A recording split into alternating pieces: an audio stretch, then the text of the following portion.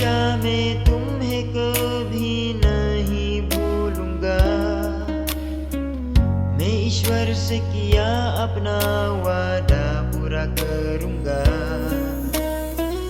भले ही हम साथ ना हो, तुम किसी और के साथ है, मुझे अकेला रहना होगा।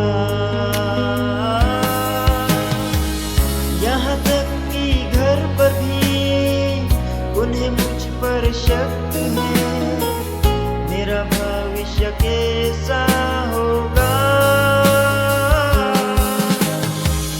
यहाँ तक कि घर पर भी उन्हें मुझ पर शक